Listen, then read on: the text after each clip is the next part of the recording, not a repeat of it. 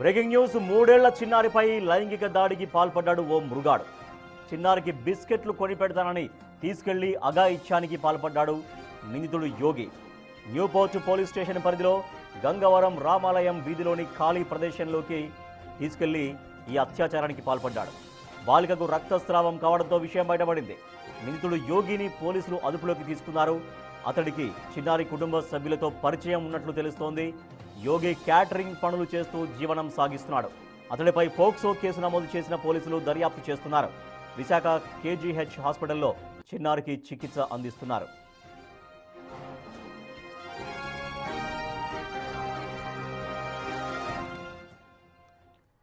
చిన్నారులపైన అఘాయిత్యాలు ఆగడం లేదు. నిన్న మనం చూసాం, మదనపల్లిలో ఎంత దారుణం జరిగిందో మనం చూసాం. తర్వాత అదే నిందితుడు సూసైడ్ చేసుకొని చెరువులో దూకి ప్రాణాలు కోల్పోయాడు. తనకు తానుగా ఆత్మహత్య చేసుకున్నటువంటి పరిస్థితి మనం చూసాం. అయినప్పటికీ కూడా ఎంత అవేర్నెస్ తీసినా కూడా, ఎటువంటి భయాలు పెట్టినా కూడా చాలా చోట్ల ఇంకా చిన్నారులపైన లైంగిక వేధింపులు కొనసాగుతూనే ఉన్నాయి. తాజాగా మనం చూస్తున్నటువంటి ఈ వార్త, 3 ఏళ్ల చిన్నారి పైన లైంగిక దాడికి సంబంధించినటువంటి వార్త మనం చూస్తున్నాం.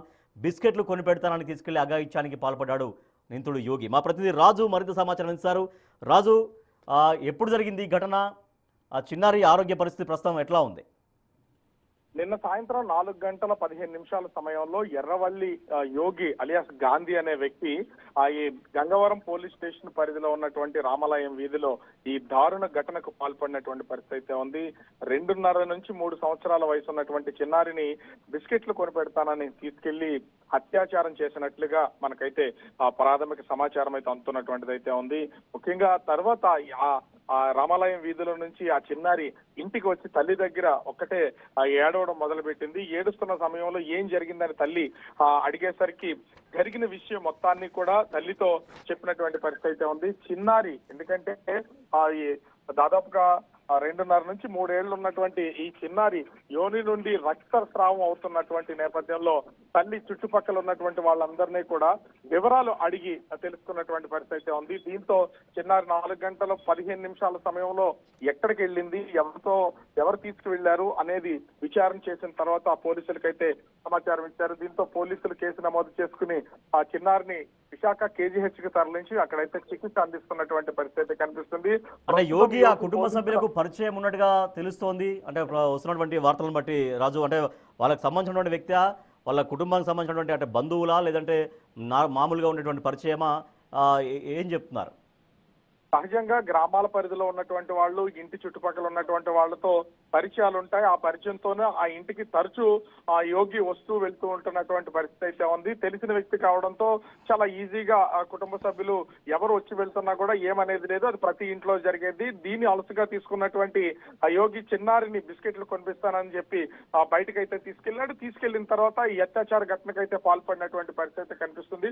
ప్రస్తుతం పోలీసుల అదుపులో యోగి అయితే ఉన్నటువంటిది అయితే ఉంది. అతన్ని పూర్తి స్థాయి విచారణ అయితే చేస్తున్నారు. ముఖ్యంగా మనకంతున్నటువంటి సమాచారం ప్రకారం యోగికి కూడా స్థానికంగా ఉన్నటువంటి పొలిటీషియన్స్ తో అతనికి సత్సంబంధాలు ఉన్నాయి కాబట్టి ఈ విషయం బయటకు రాకుండా జాగ్రత్త పడే ప్రయత్నం అయితే చేస్తున్నట్లుగా తెలుస్తుంది. దీనికి తోడు ఇంటర్నేషనల్ ఫ్లీట్ రివ్యూ ఇక్కడ జరుగుతుంది. ఈ నేపథ్యంలోనే ఈ అత్యాచార ఘటన కనుక బయటకు వస్తే కొంత ఇబ్బంది ఏర్పడుతుంది కాబట్టి పోలీసులు కూడా అత్యంత గోప్యంగా ఈ కేసును అయితే విచారణ చేస్తున్నటువంటిది అయితే ఉంది. నిన్న మదనపల్లిలో జరిగినటువంటి ఘటన తర్వాత కనీసం ఎంత దారుణమైనటువంటి ఘటనలు జరుగుతున్నప్పుడు వాటిని చూసైనా సరే కొంత సత్ప్రవర్తన అనేది మనుషుల్లో రావాలి. కానీ ఒక మానవ మృగంలాగా వ్యవహరించి 2.5 ఏళ్ల చిన్నారిని బలవంతంగా తీసుకుని వెళ్ళి, ఎందుకంటే బిస్కెట్లు కొనిపెట్టుదాన్ని తీసుకెళ్లాడు. ఆమె తెలిసినటువంటి వ్యక్తే కావడంతో ఇంట్లో వాళ్ళందరికీ పరిచయం ఉన్నటువంటి వ్యక్తి కావడంతో ఎట్లాంటి ఇబ్బంది లేదని చాలా ధైర్యంగా చిన్నారి అయితే అతనితో బయటకు వెళ్ళినటువంటిది అయితే ఉంది. బిస్కెట్లు కొనిపెడతాన్ని తీసుకెళ్లి మోసం చేసి ఆ చిన్నారిని అత్యాచారం చేసినటువంటి పరిస్థితి అయితే ఉంది. ప్రస్తుతం చాలా గోప్యంగా న్యూపోర్ట్ పోలీస్ స్టేషన్ పరిధిలో ఉన్నటువంటి పోలీసులు అయితే కేసుని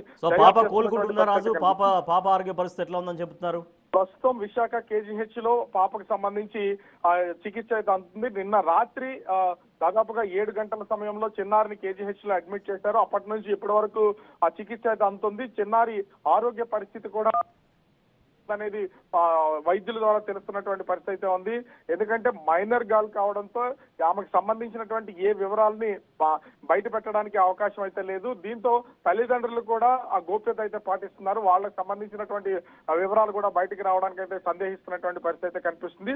ఓవరాల్ గా చూస్తే కేసుకు సంబంధించి ప్రస్తుతం పోలీసులు అయితే దర్యాప్తు చేస్తున్నటువంటి పరిస్థితి కనిపిస్తుంది. Rajesh. Right, thank you Raju. Visakha Newport police station పరిధిలో దారుణ ఘటన వెలుగు చూసింది. చిన్నారుల పైన అఘాయిత్యాలు ఆగడం లేదు. చిన్నారుల పైన తెలిసిన వాళ్ళే, అంటే ఆ పాపకు తెలిసినటువంటి వాళ్ళే అని చెప్తున్నారు. చాక్లెట్ ఇస్తానని ఆశ చూపించి, చాక్లెట్ కొనిస్తానని ఆశ చూపి ఈ దారుణానికి ఒడిగట్టాడు యోగి అనేటువంటి ఒక వ్యక్తి. సో యోగిని ప్రస్తుతం అయితే పోలీసులు అదుపులోకి తీసుకున్నారు. పాప ప్రస్తుతం కేజీహెచ్లో ట్రీట్మెంట్ కొనసాగుతుంది. పాప ఆరోగ్య పరిస్థితి గురించి అయితే ఇంకా పూర్తిగా క్లారిటీ రావాలి. సో నిన్న మొన్న జరిగినటువంటి ఘటనలు చూసి కూడా ఏమాత్రం ఇటువంటి ఘటనలు జరగకుండా ఉంటాయేమో అని పరిస్థితి చూసినా కూడా ఘటనలు జరుగుతూనే ఉన్నాయి. సో తాజాగా ఇప్పుడు విశాఖపట్నంలో జరిగినటువంటి ఈ ఘటన మరోసారి ఆ చిన్నారుల పైన జరుగుతున్నటువంటి అఘాయిత్యాలను ఎంత దారుణంగా ఉన్నాయి పరిస్థితులు, ఎంత దారుణంగా ఆలోచిస్తున్నటువంటి విషయం మరోసారి తేటతెల్లం చేస్తుంది.